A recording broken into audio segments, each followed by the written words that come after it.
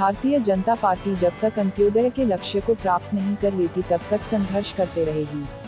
अंत्योदय के लक्ष्य के लिए प्रधानमंत्री नरेंद्र मोदी ने गरीब कल्याण योजना को पूरे देश में शुरू किया है और उनके इस लक्ष्य की प्राप्ति के लिए भारतीय जनता पार्टी के कार्यकर्ता मजबूती के साथ पार्टी के नीति सिद्धांत और गरीब कल्याणकारी योजनाओं को आमजन तक पहुंचाने का प्रयास कर रहे हैं।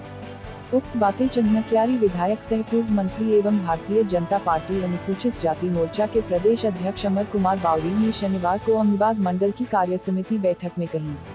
बैठक को संबोधित करते हुए उन्होंने कहा कि कोरोना काल हो या फिर देश पर आए कोई भी आपदा, भारतीय जनता पार्टी के कार्यकर्ता किसी भी परिस्थिति में आमजन के सहयोग के लिए खड़े रहते हैं। प्रधानमंत्री नरेंद्र मोदी ने भी कोरोना काल के दौरान 80 करोड़ देशवासियों को मुफ्त में अनाज देकर गरीब, मजदूर वर्ग के लोगों को राहत पहुंचाई। उन्होंने कहा कि आज से 2 वर्ष पूर्व प्रधानमंत्री नरेंद्र मोदी ने अपने दूसरे कार्यकाल में जिस तरह से जम्मू कश्मीर से धारा 370 और 35A को हटाया, उससे विरोधी खेमे में हलचल मच गई। जिन लोगों ने कयास लगाए थे कि जम्मू कश्मीर जल उठेगा, वही लोग आज वहां के अमन चैन की व्यवस्था को देखकर खुद को शर्मिंदा महसूस कर रहे हैं। डॉक्टर श्यामा प्रसाद मुखर्जी के विषय में बोलते हुए उन्होंने कहा कि भारतीय जनता पार्टी ने अपने सभी स्तर के कार्यसमिति बैठक में यह संकल्प लिया था कि जहां हुए बलिदान मुखर्जी वो कश्मीर हमारा है। आज प्रधानमंत्री नरेंद्र मोदी ने इस संकल्प को पूर्ण करके दिखाया। उन्होंने कहा कि आज से 1 वर्ष पूर्व ही प्रधानमंत्री नरेंद्र मोदी ने श्री राम जन्मभूमि का भूमि पूजन कर देश के सनातन धर्म को बचाने की पहल की। अमर कुमार बावरी ने कहा कि जब से देश में प्रधानमंत्री नरेंद्र मोदी की सरकार आई है, तब से देश के गरीबों के विकास के लिए उन्होंने कई जन कल्याणकारी योजनाओं को लागू किया। 2022 तक सभी को पक्का मकान देने का लक्ष्य आज लगभग पूर्ण होने को है। आयुष्मान योजना के तहत गरीबों को 5 लाख रुपए तक का स्वास्थ्य बीमा देकर उन्होंने बीमारी के समय टूट जाने वाले गरीबों को राहत दिया। 2 रुपए में चावल देकर गरीबों के खाने की चिंता भी प्रधानमंत्री नरेंद्र मोदी ने दूर की। उन्होंने कहा कि इससे पूर्व श्रद्धेय अटल बिहारी वाजपेयी ने अपने कार्यकाल में सर्व शिक्षा अभियान के तहत सुदूर क्षेत्र के गांव तक के बच्चों को शिक्षित करने का प्रयास किया। साथ ही उनके प्रधानमंत्री ग्राम सड़क योजना के तहत सभी गांव को जिला मुख्यालय से जोड़ा गया, जो अपने आप में एक ऐतिहासिक निर्णय था। उन्होंने कहा कि श्रद्धेय अटल बिहारी वाजपेयी ने जिस झारखंड की कल्पना की थी वह आज परिपूर्ण होता नहीं दिख रहा। हेमंत सोरेन की सरकार में कई ऐतिहासिक विफलताएं सामने आई हैं। उनके कार्यकाल में उन्होंने युवाओं, महिलाओं के सपनों के साथ खिलवाड़ किया गया है। राज्य की विधि व्यवस्था चरमराई हुई है। आम लोगों के साथ वकील, जज, पुलिस आदि की भी हत्या हो रही है, जो पूरे देश में झारखंड की छवि को धूमिल कर रही है। उन्होंने कहा कि जिस तरह से मंत्री की उपस्थिति में धनबाद में छात्र छात्राओं पर लाठीचार्ज किया गया, वह हेमंत सोरेन की मानसिकता को दर्शाता है, जबकि यह सभी छात्र छात्राएं आने वाले समय के उज्जवल भविष्य हैं। उन्होंने पुलिस के इस बर्बरतापूर्ण रवैया के खिलाफ अपना रोष जताया। बैठक से पहले सभी पदाधिकारियों एवं कार्यकर्ताओं ने कोरोना काल के दौरान मरे लोगों, कार्यकर्ताओं, परिजनों की आत्मा की शांति के लिए 2 मिनट का मौन रखा गया एवं उन्हें श्रद्धांजलि दी गई। आज की बैठक में अहमदाबाद मंडल के पदाधिकारी सहित बड़ी संख्या में कार्यकर्ता उपस्थित थे। कमी को जो पूरा नहीं किया जा सकता है, हमारे महाराज मुखर्जी जी, हमारे स्वर्गीय गोवर्धन सिंह, तनु माता जी, ऐसे बहुत सारे कार्यकर्ता, असंख्य कार्यकर्ता या फिर अपने प्रियजनों, अपने हित मित्रों को हम लोगों ने खोया है। फोटो राजवाल जी भी हम लोग इस मंडल से खोए। ऐसे अनेक नाम हो सकते हैं। अगर हमारे तो उन्होंने कश्मीर के अंदर प्रवेश किया, बिना परमिशन के, बिना लाइसेंस के, बिना परमिट के उन्होंने कश्मीर के अंदर प्रवेश किया और श्यामा प्रसाद मुखर्जी जी को वहां की सरकार, उस समय जो थी हमारी सरकार, उन लोगों ने उनकी राजनीतिक हत्या कर दी, राजनीतिक हत्या कर दी।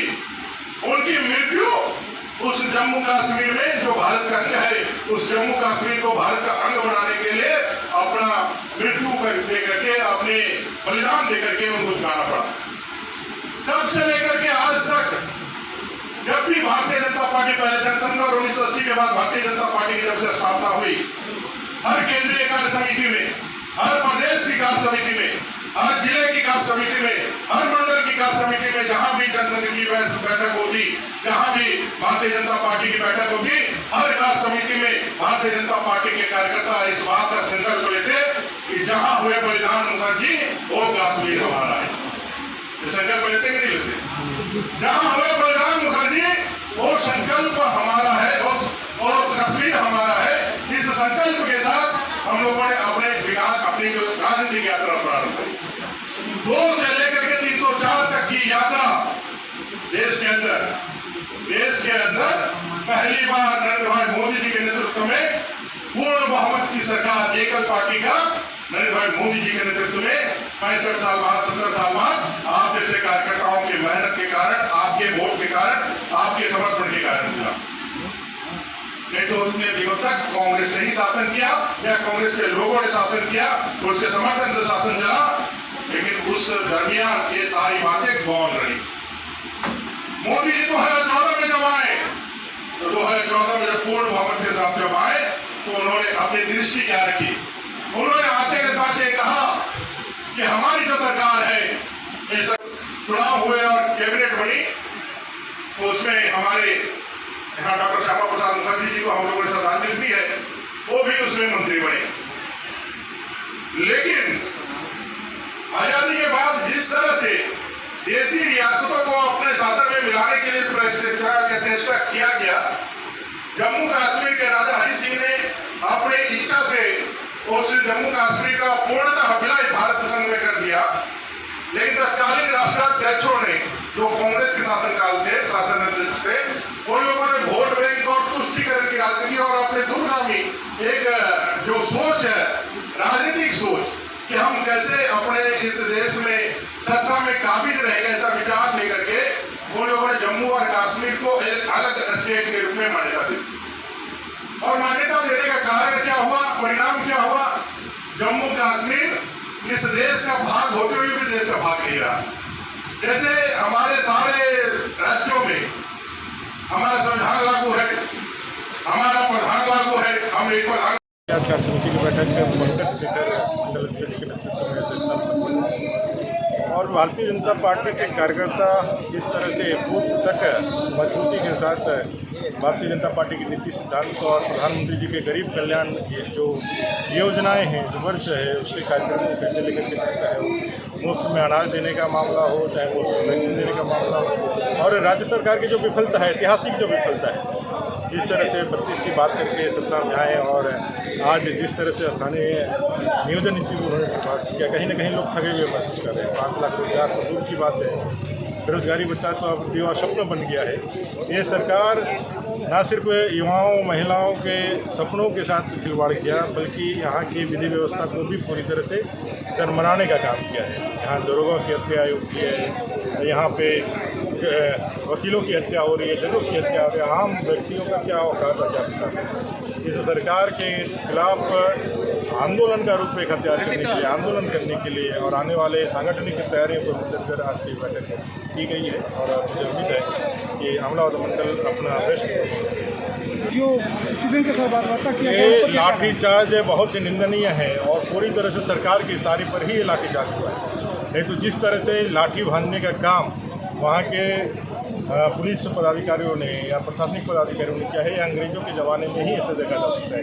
जब मंत्री खुद उपस्थित है वहाँ पर और इस तरह का जो लाठीचार्ज हुआ है, ये सरकार मंत्री के आदेश पर ही हुआ है और इसकी जितनी भी निंदा की है कम।